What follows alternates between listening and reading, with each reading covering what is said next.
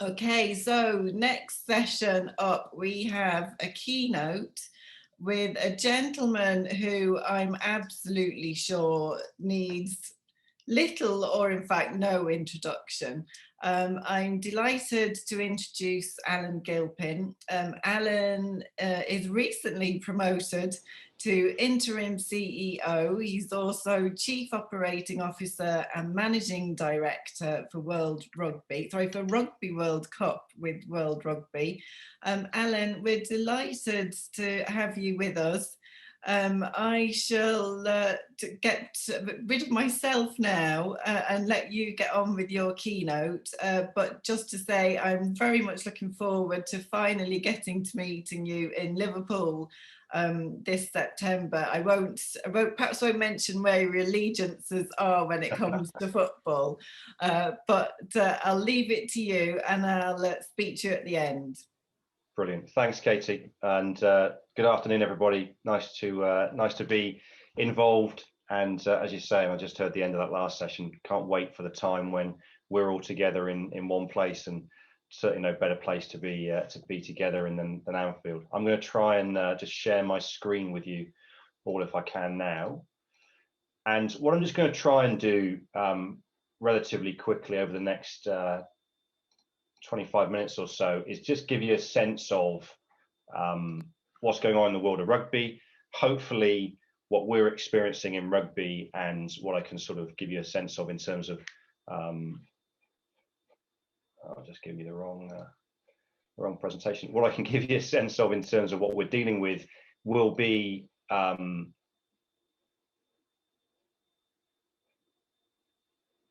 similar to what other sports are going through, and therefore will be informative for everybody in terms of the I guess where sport is right now, and what's coming up for a number of us as we look to emerge from COVID and get back to the field of play, get back to the venues, the hospitality, get back to delivering what hopefully we're all going to be back involved with. So again, I'll just try and share the right screen this time, not player welfare principles for a global calendar, although I will talk a bit about player welfare and the global calendar in a second.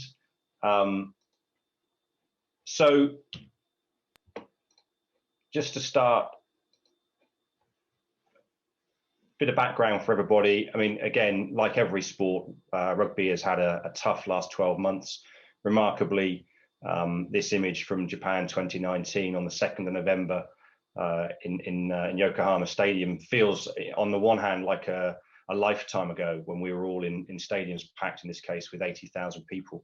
But of course, a short few months after this event, and probably the last major World Championships that was able to take place, and of course we were very lucky to have our World Cup final, our World Cup in Japan, just before the COVID pandemic struck. So again, this on the one hand feels like a long time ago, on the other hand feels like 5 minutes ago, and the time since is certainly rushed by.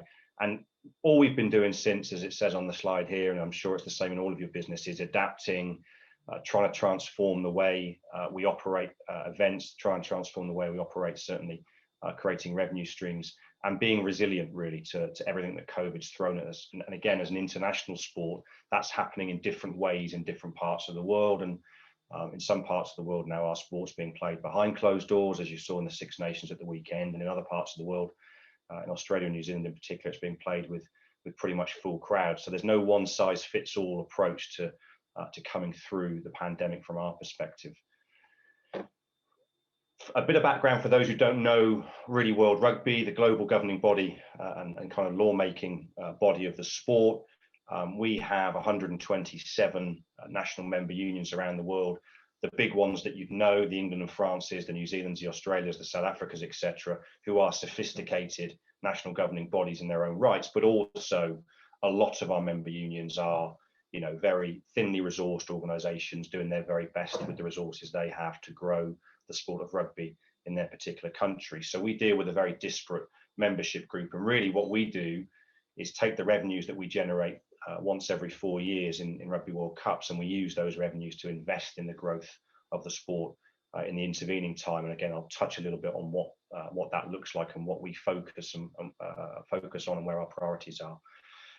Rugby World Cup 2019 that I just mentioned, very much the most viewed and most engaged rugby event in history, very much the culmination of a 10-year journey with Japan, very much a tournament taken to Japan to try and really use that first Rugby World Cup in Asia to deliver the growth of the sport in Asia. And we've seen a huge amount of that, but of course, very sadly, the year that's followed that very successful Rugby World Cup has been one where there's been no rugby in places like Japan. It's remarkable to think that South Africa, our current world champions, and Japan, the host that mesmerised everybody so much in that tournament, neither of those teams have played a single international rugby game since that World Cup, which is crazy. So we're looking forward to getting those teams in particular back on the field soon.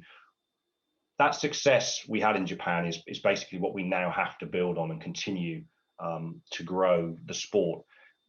Ultimately, like many sports, what we're looking to do is grow participation, so more players, more volunteers, more match officials, more medics involved in the game, but crucially more fans and bigger audiences, because that's where continued revenue will be created for reinvestment in the sport. And that's the same whether you're World Rugby at the top of that sort of pyramid in terms of the game, or you're down at national governing body level, or indeed obviously at club and community level. Everyone is trying to create revenue for reinvestment.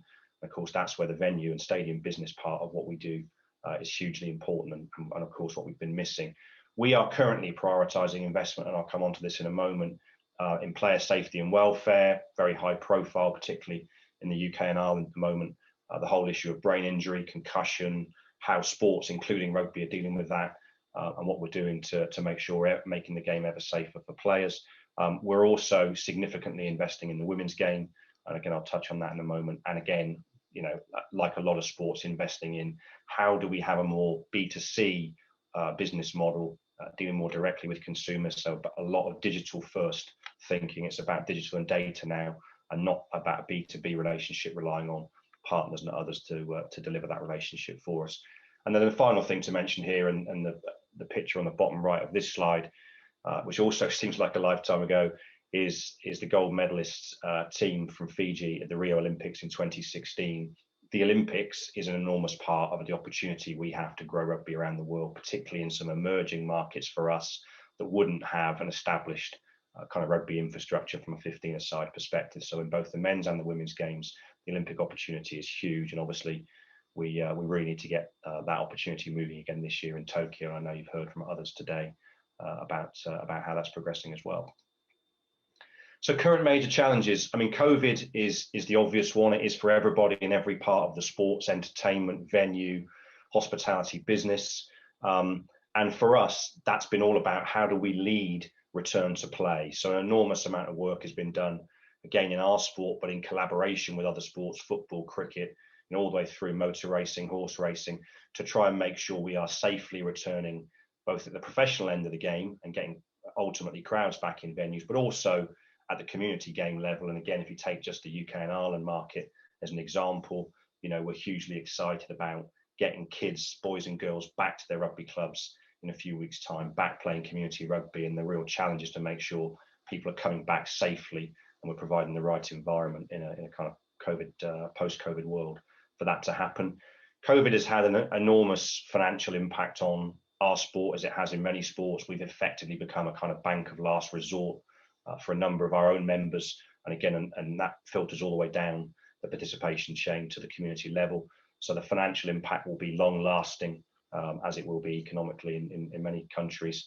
And as I mentioned, player welfare, making sure we are making the game safer for players at every level of the sport, from community rugby all the way through to the elite international professional game, and specifically a huge focus right now on brain injury, on head impacts in the game, on concussion, how concussion is managed, how do we prevent, treat, diagnose and manage those injuries to minimize the long-term impacts that are being talked about. And there's an enormous amount of investment, an enormous amount of science and research being done to move that forward. And you'll hear a lot more from rugby in the coming weeks in that space as well. So it's a changed world for sure, on the back of I guess the biggest humanitarian and probably economic crisis certainly of all of our lifetimes, and it's a continually changing world. And I think that's where the the adaptability and the resilience that we're really having to apply to everything we do comes in. There's no doubt the pandemic has been a kind of existential crisis for sport at a number of levels. Rugby's no exception to that. The financial models we have underpinning our game have been very much, a bright light shone on them.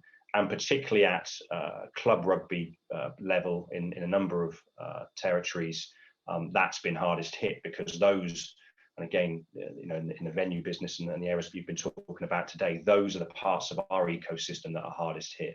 The parts of the game that rely on people coming through the game, spending their money, enjoying the experience. When that revenue's suddenly switched off and you don't have the ability to just switch your cost base off, which of course none of these clubs and organisations do, then it's a very, very tough situation. And we've seen obviously government support in a number of countries, and also support through the rugby kind of financial structures. And what we've seen, sadly, is that a number of our member associations, particularly in places like Australia and New Zealand, for example, making very deep cuts into what they do in their own operating models. And inevitably, unfortunately, that hits the community game that isn't as a bigger revenue generator harder than it hits certain parts of the elite professional game. And a lot of investment will be needed in the coming years to get us back to pre-pandemic levels. And again, sadly, the areas of the sport that are growing but are not currently the most predictable revenue models, so the women's game that we're investing heavily in, and sevens, that's such a driver of growth, are hardest hit, because understandably that's where cuts have been made. And again, we're focused very hard with our own members on ensuring that we are funding them in those areas to make sure we can get back to where we were. Lots of green shoots. As I mentioned, there's already fantastic rugby being played in lots of parts of the world. In October and November, obviously, we saw international rugby return to the field of play. The challenge is to keep all of that going. There is no doubt going to be continued disruption to the international calendar for our sport, as in many sports, for the rest of this year. We should see this year the return of our HSBC World Rugby 7 series, our kind of Grand Prix series, if you like, later in the year. That will happen after the Tokyo Olympic Games, which, there's a high degree of confidence obviously will proceed. There's just some questions now about international fans and what the spectator dynamic will look like for a Tokyo Olympic Games. Our focus is to finish the qualification processes we have for men's and women's sevens and deliver a safe sevens tournament in Tokyo that can be, again, aspirational, inspirational for players, boys and girls around the world. There should be a British and Irish Lions tour at some point this year, which is another huge highlight and a huge audience builder for our sport. We don't quite know yet whether that tour is going to happen in South Africa and what the conditions there might be as it was originally scheduled to be, or whether it'll happen in a kind of unique way in the UK and Ireland. And we're expecting to hear more on that in the next week or so. And then we're back into qualification processes, both for Rugby World Cup 2023 and a number of our other events, next generation events around age grade rugby, the Women's World Cup that I'll touch on in a moment, and using this time, again, as a lot of sports and a lot of organisations have, to actually look at what we do. Do we need to reimagine certain parts of our kind of suite of products? And certainly the sevens area, we're doing that. You'll hear some announcements from us actually in the next 24 hours on the women's international calendar, and a lot of work that's going on in relation to the men's game. So it's been an incredibly busy time, even though maybe it hasn't always appeared that way on the field of play. A little video here I can show you around Women's World Cup, and then I can just explain some decisions around that tournament. Aotearoa, New Zealand. Our small group of islands lies in a vast ocean that connects us with our Pacific neighbours and all nations of the world.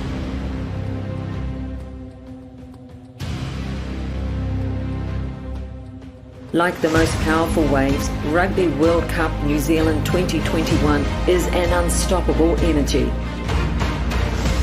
Let us amplify and grow the game together. Show the very best of women's rugby. Inspire the next generation both on and off the pitch. Embrace those who call it a lifeblood and those who will. And connect like never before to celebrate the unlimited and unstoppable energy of this game. New Zealanders invite the world to join us in September for Rugby World Cup 2021.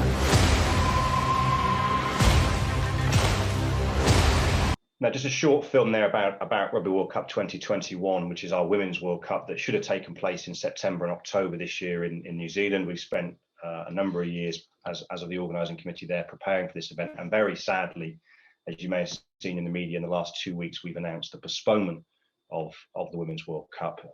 That will now take place late in 2022. And notwithstanding the conditions that are existing in New Zealand, where again rugby's taking place in front of packed venues, and their conditions obviously in a COVID pandemic world are very different. What we've discovered over the course of the last couple of months working with our partners in New Zealand Rugby and the New Zealand government is we couldn't guarantee the same pandemic related conditions to all of the teams that are qualified and still can qualify for that tournament. And indeed that in itself poses a challenge in terms of completing qualification tournaments in Europe, in Asia, in other parts of the world. And of course, the closer we get to the tournament, the harder it is to contemplate teams having reduced preparation time. And we also, through New Zealand's managed isolation and quarantine process, couldn't guarantee that every team would have exactly the same conditions on arrival in New Zealand and what that might mean for their preparation. And ultimately, when we realised that there were issues, therefore, of kind of fairness and integrity of the tournament and of safety and potentially what that would mean in terms of the safety for the players, then we took the very difficult decision to postpone that tournament to 2022. Now working immediately very hard to reset that tournament. And actually, as hugely disappointing as it is for the players involved, and our kind of hearts go out to the players, because unlike in the men's game, a lot of the people involved in this tournament, the brilliant female players, are not all professional athletes. There are some amateur athletes who've put parts of their lives on hold, made life decisions around this tournament taking place, and now have to change those decisions again, much like a lot of athletes have done for the postponed Tokyo Olympics. There's actually a great opportunity for us to put on a best ever Women's Rugby World Cup next year, give ourselves that additional opportunity, get those qualification matches finished. We've committed a significant additional investment in the women's game over the next 18 months to make sure by the time we get to that rearranged Rugby World Cup, that it really will be a spectacular tournament. And it's a springboard for us, as you'll hear in the coming days, for some really significant additional investment in the women's game, announcing an exciting women's global 15s competition on an annual basis that will build depth and competitiveness in women's rugby, and reset the international calendar for the women's game in a way that we'd love to in the men's game. It's a little more complicated with the moving parts in the men's game, but we're working hard on that as well. As mentioned on this slide, we're also in the process of identifying hosts for the next, almost decade worth of Rugby World Cups, the women's tournaments in 2025 and 2029, and the men's tournaments in 2027 and 2031. And that is a massively exciting opportunity for us to have that sort of long-term certainty of our hosts for our pinnacle events, and the revenue streams that attach to that will give us a massive opportunity to use those pinnacle events to drive growth in the tournament, not just in emerging markets like we saw in Japan and like we might see in some of those tournaments, but actually for established markets. And Rugby World Cup, the next edition of the men's tournament in France in 2023, is a great example of that and what that will do for rugby, not just in France, but globally. And in actual fact, tickets have been on sale today for Rugby World Cup 2023 in France. So an exciting period for that tournament as well. And just on 2023, for those of you who haven't seen it, so this is our really big event, our global showcase once every 4 years, huge audiences across the globe in terms of broadcast, but also digitally. The draw took place for this event back in December. The match schedule was announced last month. We've done some work with international rugby players and the player welfare groups to ensure we've got the best and the safest match schedule ever for Rugby World Cup, guaranteeing longer rest periods than ever before. And as I said, the first phase of tickets, which are packages of tickets to either follow your team or buy all of the matches in a particular host city, those 9 host cities that you see there on the slide, they've gone on sale today. And there's a lot of activity around that this week. And specifically in the hospitality and what we call travel package or official supporter tours space, those packages will also go on sale this month, with a dedicated website being launched later this week on Thursday in relation to that program. And again, really exciting. Hospitality in some of those venues in France in 2023 will be sensational. Most of those venues were either built for or fully refurbished for Euro 2016. We're dealing with Stade de France that will already, by the time we use it in 2023, be fully refurbished for us and for Paris Olympics in 2024. So really world-class venues, really world-class catering operations, and we're expecting some sensational hospitality experiences to be delivered that are just in the process of being finalised now in terms of how that will be developed, and a short film that will hopefully just give you a taste of that.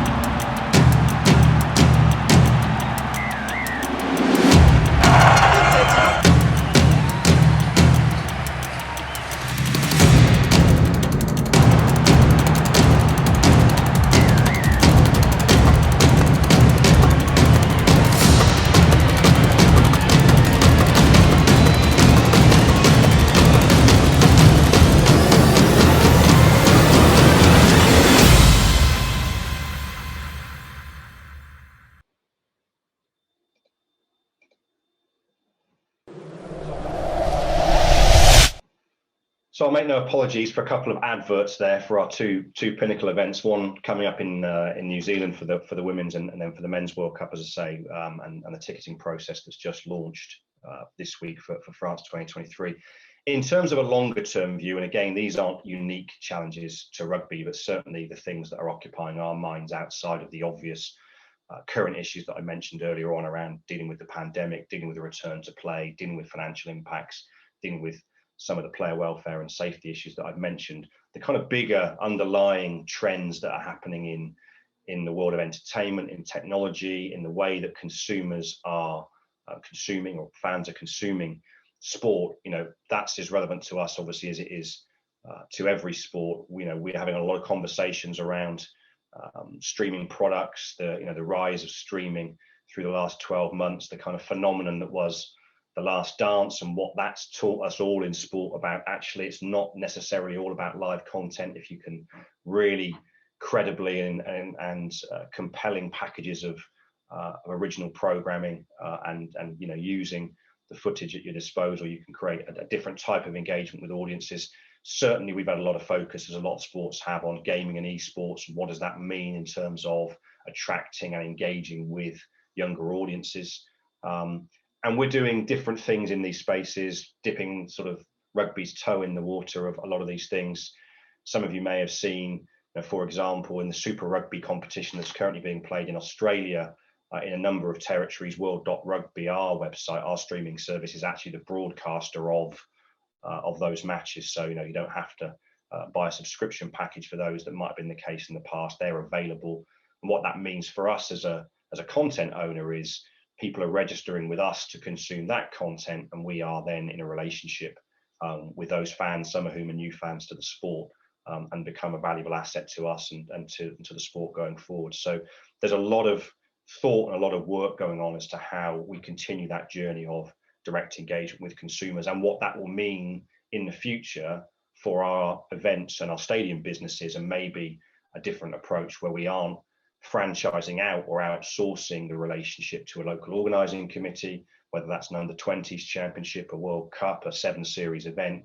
We're potentially moving to a position where we can have, again, a much more direct conversation, a much more direct engagement with that consumer, sell them experience, sell them a ticket directly, not be going through intermediaries to do that. And that will be a powerful shift, I think, in our business model, as again, it will for many sports. So how will rugby respond to those opportunities? That definitely is a longer term question for another day. Hopefully that's just given you a little bit of a sense of World Rugby's emergence from a COVID pandemic world, and what our current focus is. And as I said, that is probably not dissimilar to a number of international sports and global sports in terms of how we're approaching that, and hopefully just gives you a sense of how things look for us right now and look going forward. But very happy to take any questions that might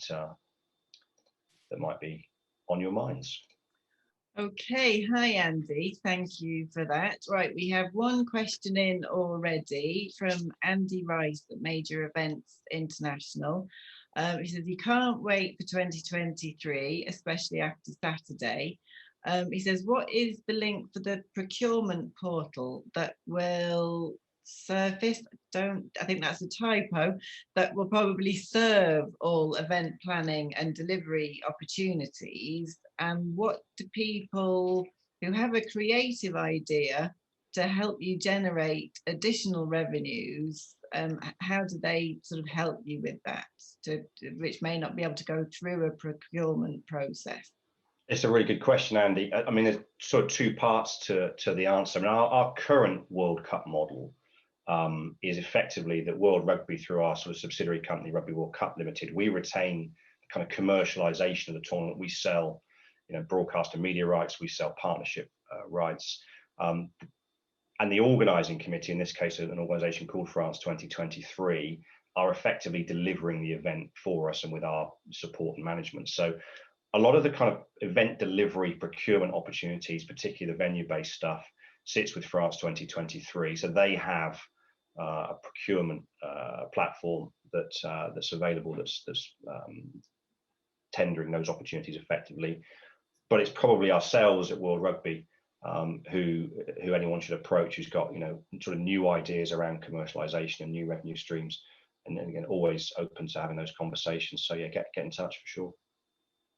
And sort of I suppose a more general question, obviously you've, as we can see from your title, which now has interim CEO, COO and managing director in there. So, for the rest of us, we've had a challenging 12 months, but, so what would you say has been sort of your key takeaways or key learnings, or maybe even just share with us what's kept you sane over the last 12 months?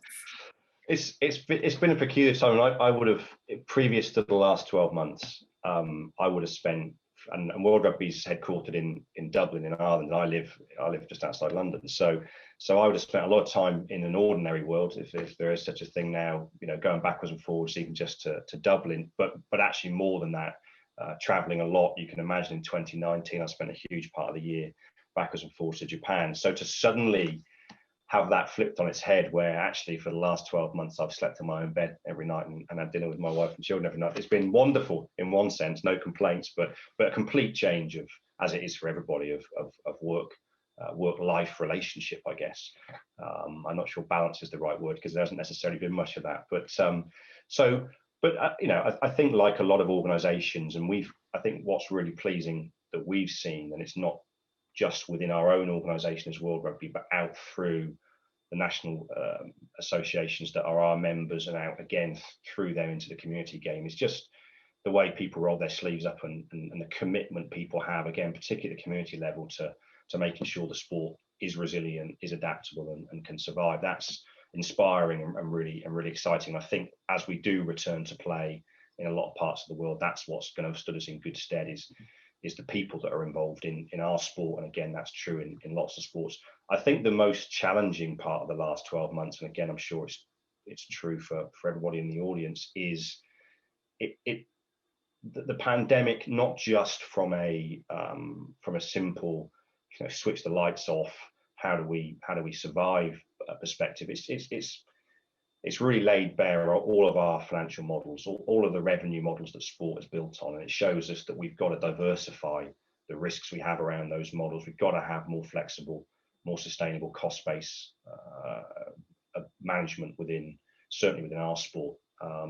So as the next time, if there is a next time, or whatever the next version of COVID is that we've got to deal with, we are better prepared to be able to manage the cost and revenue balance, and not just assume that when we get back to the field of play that things will continue as they were before, because they won't.